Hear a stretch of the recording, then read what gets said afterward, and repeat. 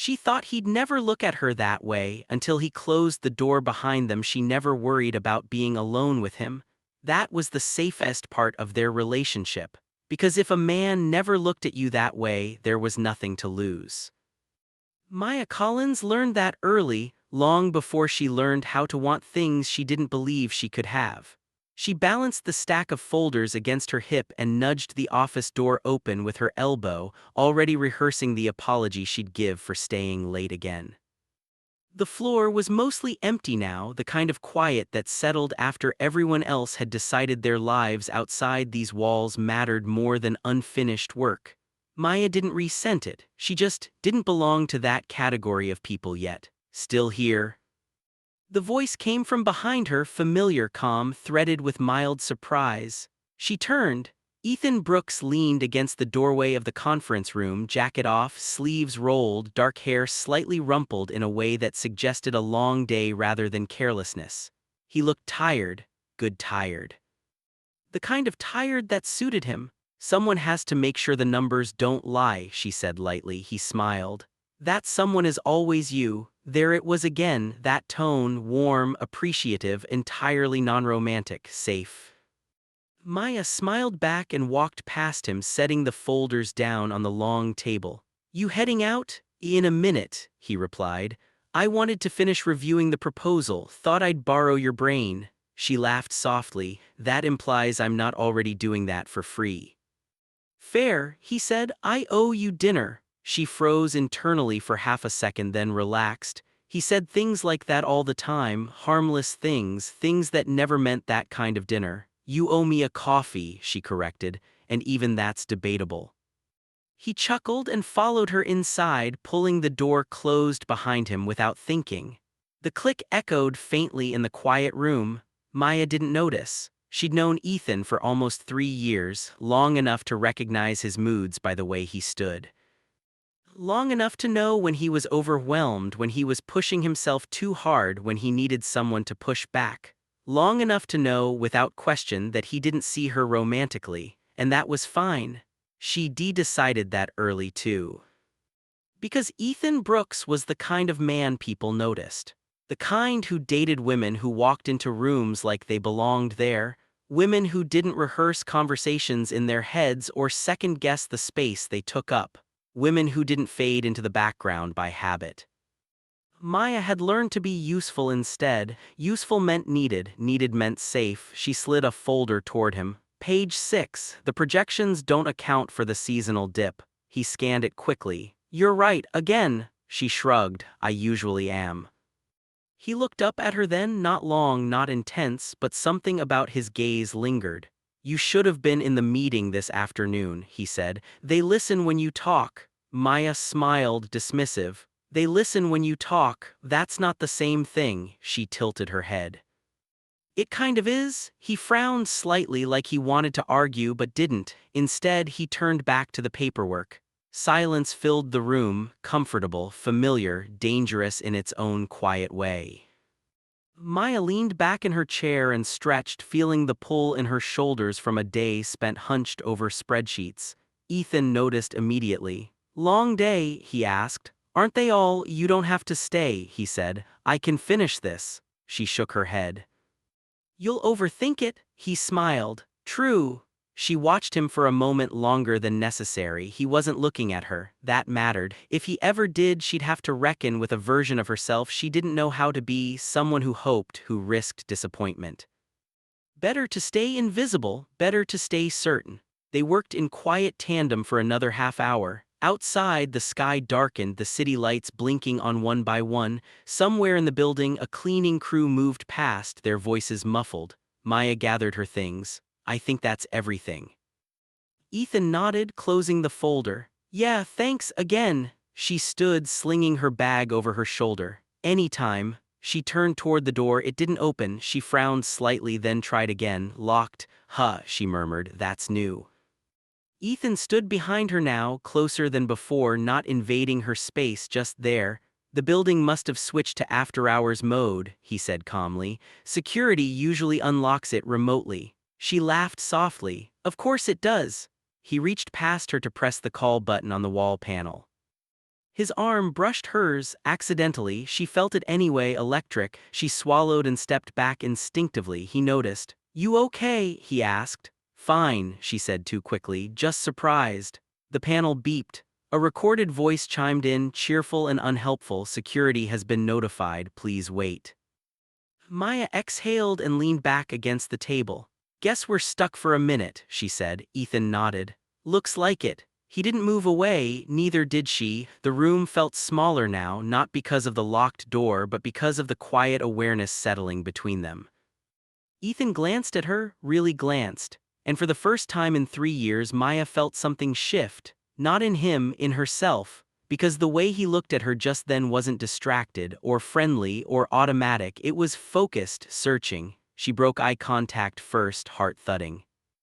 "This happens all the time," she said lightly. "They'll unlock it any second." "Yeah," he replied, but his voice sounded different, lower, more careful. The silence stretched, the door remained closed. And somewhere between the hum of the lights and the steady beat of her pulse, Maya realized something unsettling. She had built her sense of safety on the idea that Ethan would never look at her that way. She had never stopped to ask, what if she was wrong? The room didn't change, the lighting stayed the same, the door stayed locked, the air stayed still, but something had shifted. Maya felt it in the way Ethan didn't step back, in the way his attention stayed on her just a second too long. She cleared her throat. "Security will probably—" "I know," he said quietly, not impatient, not distracted, present.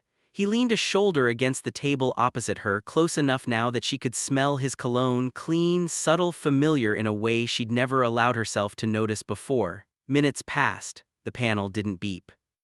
No footsteps came down the hall. Maya checked her phone. No signal. "Of course," she muttered. "Perfect." Ethan huffed a small laugh. "This building has a sense of humor." She smiled automatically, then realized he was watching her again, not her hands, not the folder she was holding, her. Her smile faltered. "You're staring," she said, half joking, half nervous. "I am," he admitted. The word landed heavier than it should have. Maya's pulse jumped. "That's new." He didn't deny it. Instead, he said, "You always do that." "Do what?" "Assume I'm not paying attention." Her breath caught. "You are paying attention, just not to you," he finished. Silence pressed in. Maya laughed softly, but it didn't quite reach her eyes. "Ethan, come on, we've known each other for years, you know how this works." "I'm not sure I do anymore." That made her look up, really look. His expression wasn't teasing, it wasn't casual. There was something unsettled there, something like frustration mixed with restraint. "Explain," she said carefully. He straightened, pushing off the table. The movement brought him closer, not farther.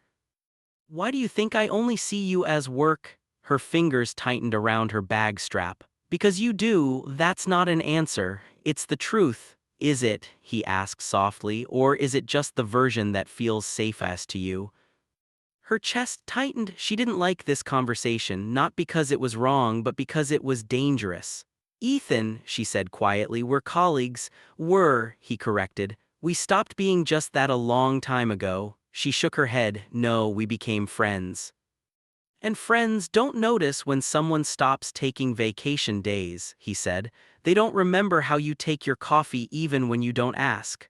They don't cancel meetings because they can tell you're overwhelmed before you say anything." Her throat went dry. "You're reading too much into it," she whispered. "Am I?" he asked, stepping closer. "Or have you been making yourself smaller so I would?" "That did it." Her composure cracked. "You don't get to say that," she snapped. "You don't get to suddenly act like you see things you ignored for years." "I didn't ignore them. You never looked," she shot back. "Not the way you look at women you actually want." The words hung between them, heavy, final. Ethan stopped moving. For a moment, Maya thought she'd gone too far, then he exhaled slowly. "Is that what you think?" he asked. "That I never wanted you?" Her heart slammed against her ribs. She didn't answer, didn't trust herself to. He stepped closer again, slowly this time, giving her space to retreat. "She didn't. I never looked," he said quietly, "because I was trying not to." Her breath hitched. "I didn't want to cross a line I couldn't uncross," he continued. "And I didn't think you wanted me to." She stared at him. This wasn't happening. This couldn't be happening. You're my boss, she said weakly. Not tonight. The words were calm, but the implication made her knees feel unsteady. She swallowed. Ethan, if this is a joke, it's not. He was close enough now that she could feel the heat of him, the tension held tightly beneath his control. You hide, he said softly. You make yourself useful so no one expects more from you. And I let you because it was easier than admitting how much I wanted to pull you out of that. Her eyes burned. That's not fair. No, he agreed. It's honest. Silence, the locked door behind her suddenly felt very real. You should step back, she whispered. He didn't touch her, didn't crowd her, but he didn't move away either. Tell me too, he said, and I will. She opened her mouth, nothing came out, because the truth, terrifying, undeniable truth, was that part of her had been waiting for this moment, for him to see her. For him to choose her, and now that he was, she didn't know how to be the woman who could handle it. The panel beeped suddenly, both of them startled. Security will arrive shortly. Maya flinched, relief and disappointment colliding in her chest. Ethan stepped back at once, the space between them restored like a snapped rubber band. Good, she said too quickly. Good timing. He nodded, jaw tight. Yeah, they stood there, neither looking at the other now. When footsteps finally echoed in the hall and the lock clicked open, the moment shattered, but it didn't disappear. As Maya stepped into the hallway, she felt it still burning, unresolved, dangerous. Ethan spoke just before she walked away. Maya, she turned, his gaze held hers, steady, intent. This doesn't end here, he said quietly. She didn't answer. Because deep down, she already knew it never would. They didn't talk about it the next day. That was the mistake. Maya arrived early, buried herself in emails, meetings, anything that required focus.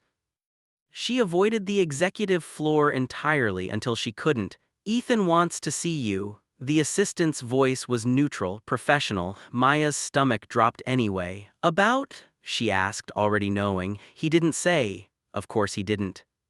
She took the elevator up alone this time, heart pounding harder with every floor. By the time the doors opened, her hands were cold. His office door was open. That was new. He stood by the window, jacket off, sleeves rolled up, exactly how he looked when he was thinking too hard. You're late, he said without turning. I'm on time, she replied automatically. He glanced at his watch, then smiled faintly. You are. That smile didn't reach his eyes. She closed the door behind her, the sound echoed louder than it should have. Neither of them sat. I thought we agreed to keep this professional, Maya said first. We agreed to pretend nothing changed, Ethan corrected. That's not the same thing. Her chest tightened. It didn't change. He turned to face her fully. Didn't it? Silence stretched. Maya crossed her arms, not defensive, she told herself, just grounded. You said what you said, she continued. I said nothing. That should tell you everything. It tells me you were scared, he said calmly, her eyes flashed. Don't psychoanalyze me. I'm not, he replied. I'm listening. She laughed once, sharp. Listening now, convenient. He absorbed the jab without reacting. I should have said something sooner, he admitted, but I didn't want to put you in a position where you felt cornered.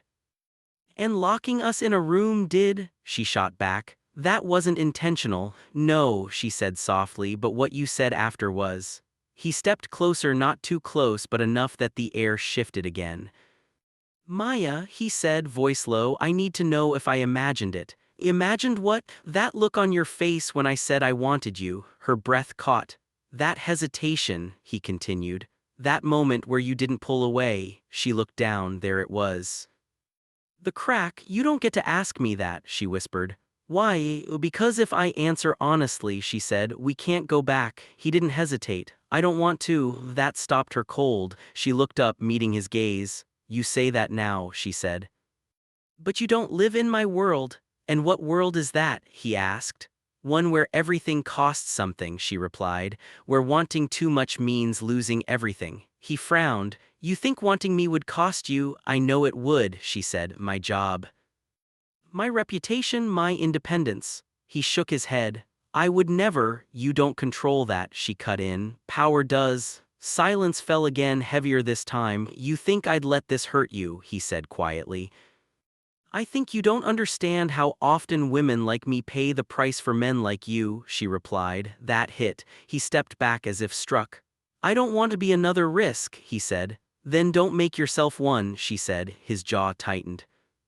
And what if I already am? She turned away, pacing toward the window, needing distance. You can't just decide this, she said. Feelings don't override reality. No, he agreed, but they do change it. She stopped. You don't see me, she said, voice shaking. Not really. You see a version of me that fits into your life. That's not fair, he said sharply. No, she replied, turning back to him, eyes blazing. What's not fair is pretending I haven't spent years making myself invisible just to survive in rooms like this. He looked at her like he was seeing her for the first time. You were never invisible to me, he said quietly. She laughed bitterly. Then why did it take a locked door for you to say something? Because he didn't have an answer. Not one that would undo the damage. I don't want to be your secret, she said, and I don't want to be your mistake. You wouldn't be, he said immediately. But I would be the one who loses, she said. That truth hung between them. Ethan exhaled slowly.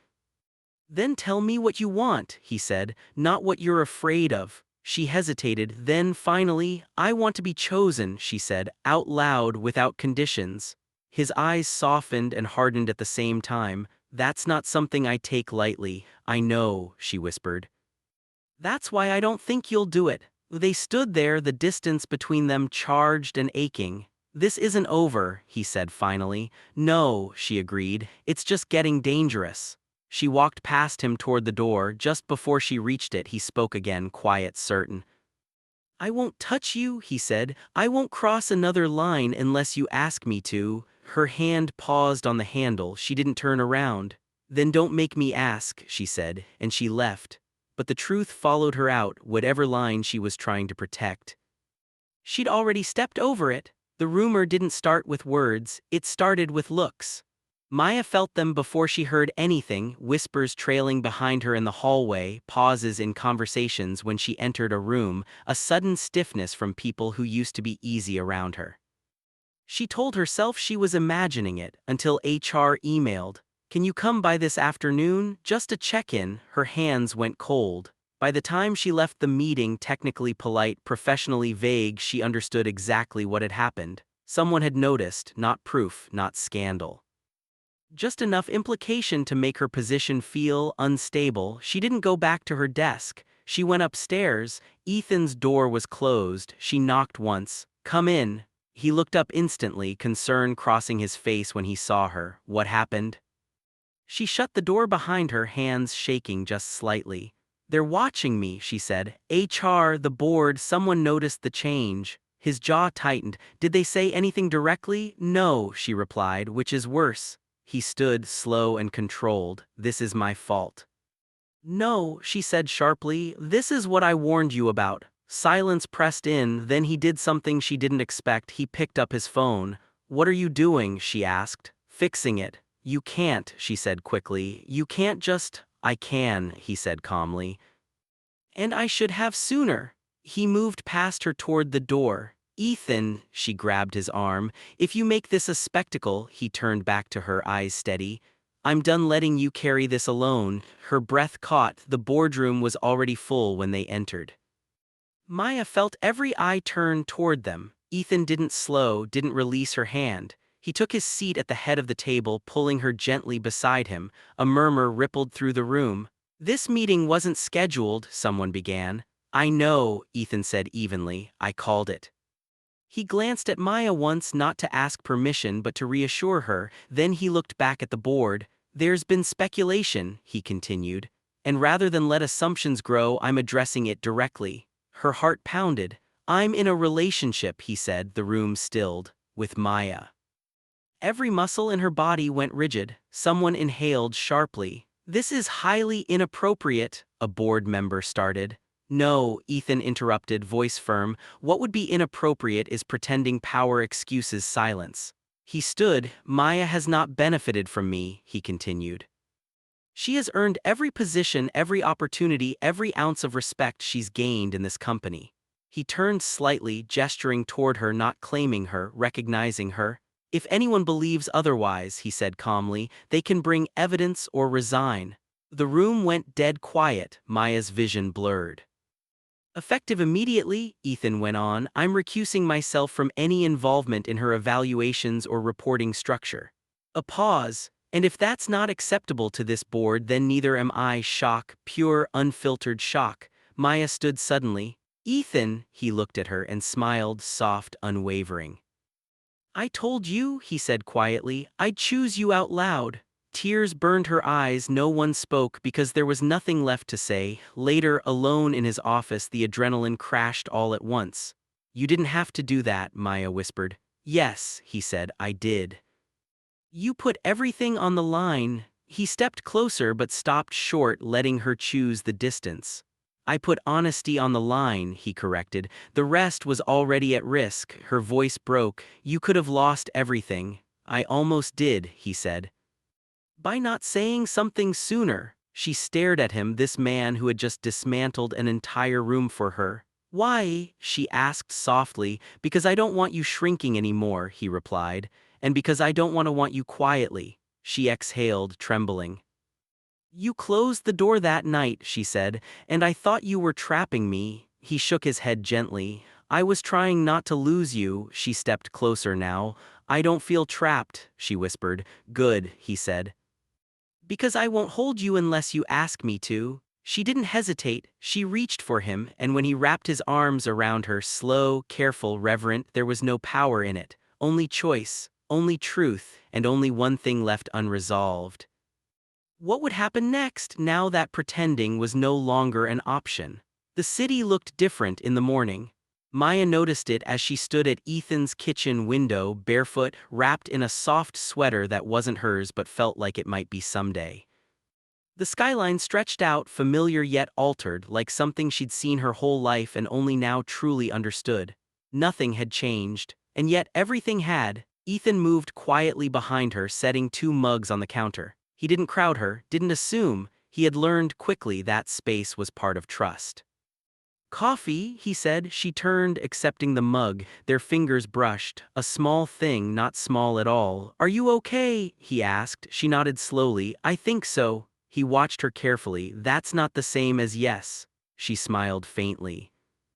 I'm not used to being chosen without having to earn it. His expression softened. You earned nothing yesterday. She met his gaze. That's what scares me. He leaned against the counter, giving her room. Tell me. I've spent my whole life believing I had to be useful to be wanted, she said quietly, that if I stopped performing, stopped proving, I'd disappear. You won't, he said, not here. She searched his face. And if this becomes hard, it will, he said honestly. And if people talk, they will, and if we fail, he didn't hesitate. Then we fail knowing we didn't lie to ourselves. Her chest tightened. That's different, he smiled. That's real. Later that evening, they walked through the city together, no disguises, no urgency. Just hands brushing occasionally, a shared look when something amused them, a quiet rhythm forming between steps. When they reached her building, she stopped. This is me, she said. He nodded. Do you want me to come up? She considered the question, not the moment. I want you to stay, she said, but not because I'm afraid to be alone. He waited. I want you to stay because I choose you. That was enough. Inside there was no rush, no urgency fueled by secrecy or tension, just closeness earned, mutual, intentional. When he finally pulled her into his arms, it was gentle, grounded. This is what I wanted, he murmured, not the whisper, not the door. She looked up at him. Then why did you whisper my name that night? He smiled. Because it was the first time I allowed myself to. Weeks passed, the world adjusted. Some people stared, some speculated, some admired. Maya didn't shrink, she didn't explain. She stood taller because she wasn't standing alone, and Ethan didn't hold her too tightly. He walked beside her. One evening, as they sat on the couch, her legs tucked beneath her, his arm resting loosely along the back, she glanced at him. You never told me what you wanted, she said. He turned to her, curious. I thought I did. No, she said softly, not that night.